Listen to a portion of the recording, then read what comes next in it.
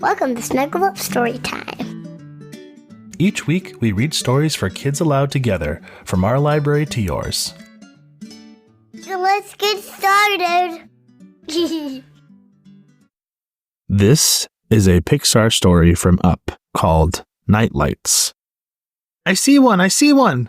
Pull over, Mr. Fredrickson, Russell said. Carl swerved the station wagon to the side of the road. Is it a squirrel? Asked Doug as he jumped out of the car. Even better, said Russell. According to the Wilderness Explorer Guide to Flora and Fauna, it is a Japanese morning glory. They were headed to Sylvan State Park to earn Russell's Better Botanist badge, his first as a senior wilderness explorer.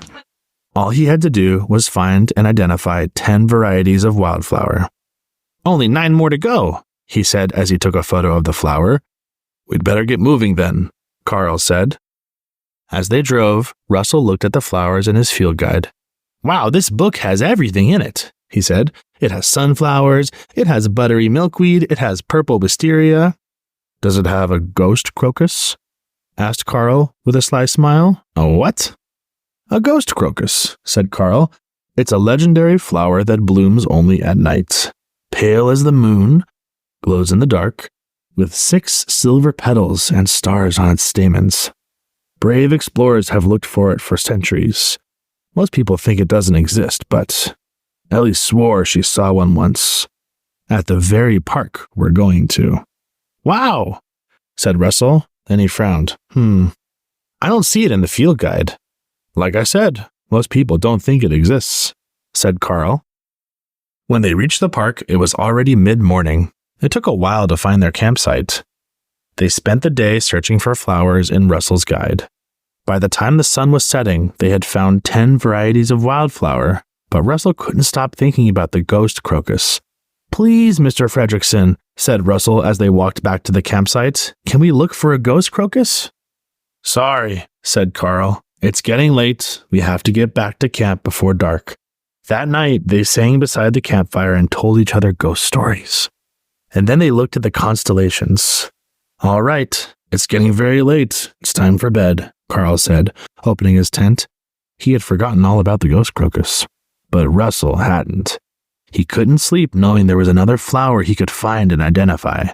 Hiking at night might be dangerous for a junior wilderness explorer, but Russell was a senior wilderness explorer. He knew he could handle it. Let's go, Doug, he whispered. We're going to go fetch something. I love fetching, said Doug. The woods were a lot darker than Russell had expected. Maybe Mr. Fredrickson was right. It was getting very late. But then he spotted a soft glow. It seemed to be coming from the back of a cave. What he didn't see was the steep drop. Too late. He tumbled down into the mouth of the cave. Oh no, are you okay? Said Doug. Doug didn't hear a response from the cave, so he ran back to the campsite. Carl awoke to a wet tongue licking his face. It is time to get up. We were out in the dark looking for the ghost flower, and then the small mailman fell into the cave. What? Cried Carl. Quick, lead me to him. Down in the cave, everything went dark. At first, Russell felt alone and afraid. But then he remembered. He was a senior wilderness explorer. I can handle this, he said to himself. He stood up and saw a glimmer of light. It was coming from around the corner. Russell! Someone cried.